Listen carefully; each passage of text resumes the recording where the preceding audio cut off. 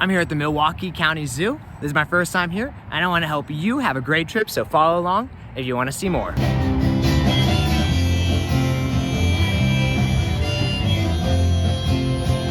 everyone, we're here at the Milwaukee Zoo. I'm stopping in before my flight out this evening. It's pretty cheap to get in, only about $22 all in all for an adult ticket. But if you have a bag, because you're stopping before a flight, they don't have lockers. You can drop it off at guest services, but that's not always a guarantee. So plan accordingly. Our first stop is in the aviary. The Guam kingfisher is extinct in the wild, but the Gen 2 penguin is not. It's doing alright.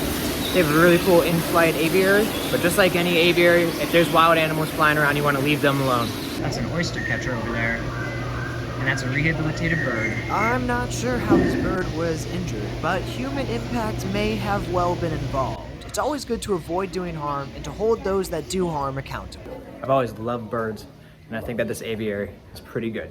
It seems that they do a lot of good conservation work here in Milwaukee. Currently, they have a gorilla VR experience, but this exhibit is always rotating, so check out what's new when you visit. We're here at Macaque Island, which is a super unique exhibit, and it's kind of an entryway into the other apes and primates they have here at Milwaukee. You can see the red bums, and that's a pad that allows these macaques to sit for hours at a time, even on rocks.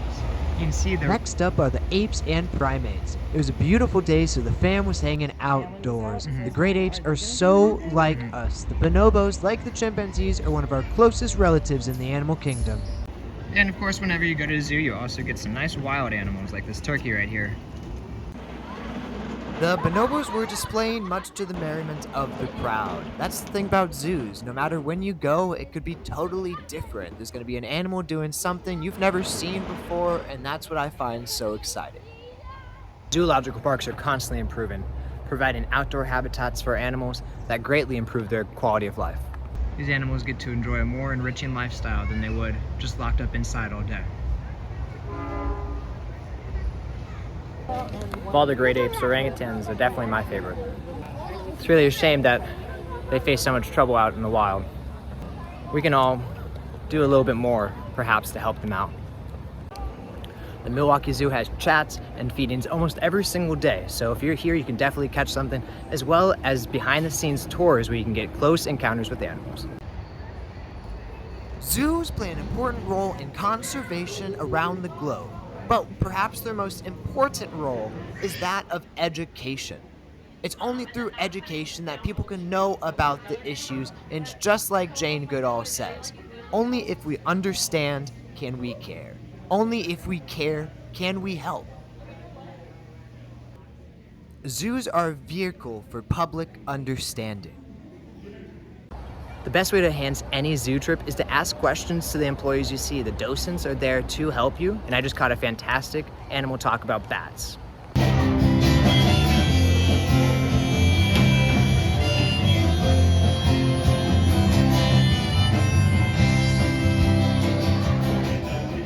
Our next stop is in the Aquatic and Reptile Center, which features primarily fish species from across the state of Wisconsin and some species of reptiles scattered throughout. The Milwaukee Zoo is essentially just a circle, so it's very easy to navigate around, but if you need help, they do have free maps available as well. Next, we visit the North American section in the Milwaukee Zoo, which features animals from my native continent, North America. Zoos are fantastic because you can see animals from all around the world, but how do we care about our local wildlife? And that's really determinant about how well we're doing ecologically. I actually had the opportunity to see some elk in Colorado a few years ago, but I've still never seen a bear. Of course, I've never seen a bear in the wild. I've seen many bears in zoos. You can find bears on almost any continent you go to. But if it's a brown bear, it's not always a grizzly bear. Like many bears in zoos across the country, this bear right here, Ronnie, was a problem bear out in the wild in the 90s. But upon arriving in Milwaukee, she had 3 cubs, and 2 of them are right here. The other one living in an exhibit down the way. The North American section at the Milwaukee Zoo is definitely not one to miss. The habitats are large and the animals are awesome and local.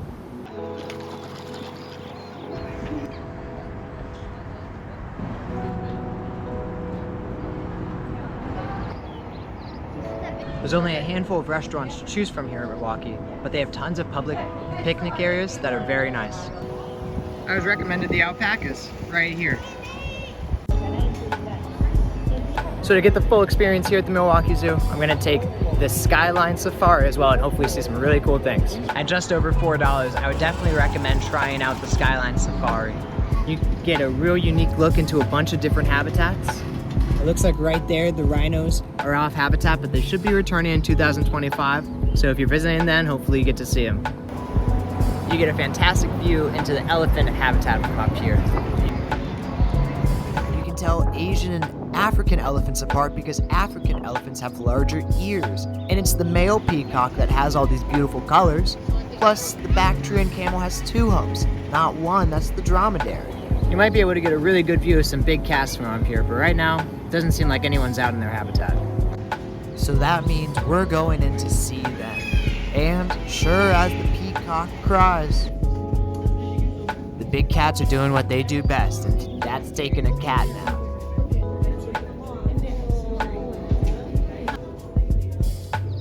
If you like animals, then join a local organization that helps them out, or donate to a charity. And if you like outdoor content, then follow along with me as I visit all kinds of zoos across the United States. There's something about seeing the big cats that kind of puts that evolutionary fear inside me, but here at Milwaukee it's really cool because you can go inside and you can see the indoor habitats, and that's not something that you always get to experience.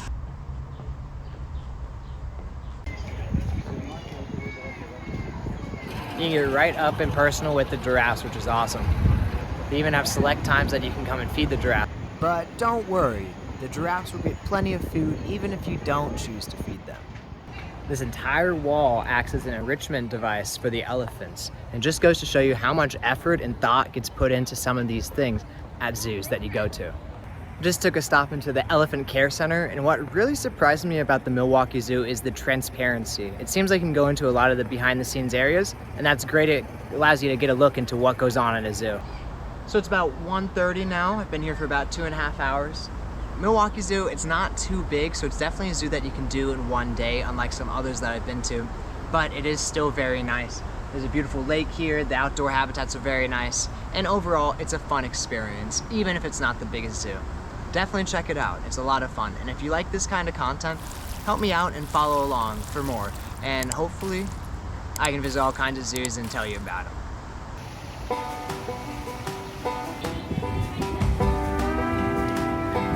There's this very cool underwater viewing area, so definitely check that out when you visit the Milwaukee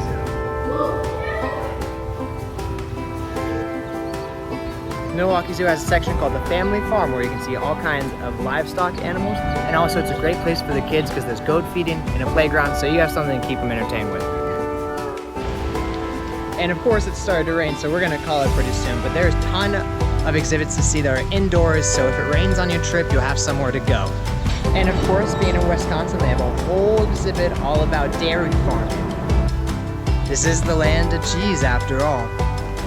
So Joey, being a leopard gecko, you notice that she has that really gorgeous pattern there. And that pattern helps her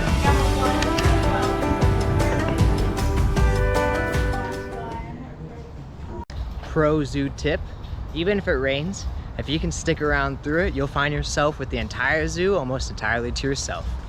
And that's a pretty nice place to be. A zoo all to yourself is pretty cool, but life is always cooler with the pal. So grab yourself a friend and get yourself outdoors today and do something you've never done before.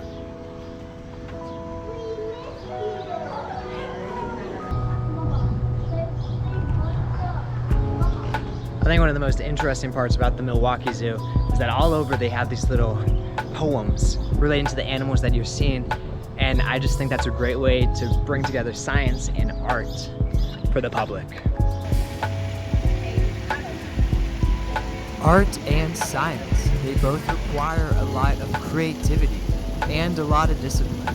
So maybe that's why you can say that there's an art to science and that there's a science to art. We're finishing up here with some animals from Africa, including a few big cats and some birds. we do get to see a cheetah feed, and that's why I'd like to say always check what's going on that day when you're at the zoo, because you might be able to see something that you wouldn't.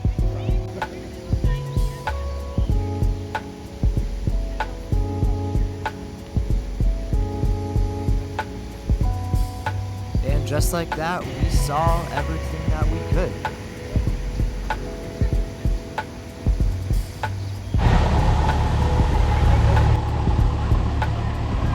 At the end of the day, the Milwaukee Zoo was beautiful, it was fun, and it was an easy zoo, so I definitely recommend it for anyone who loves zoos.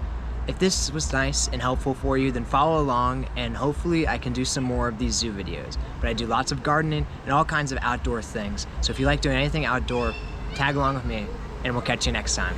Thanks.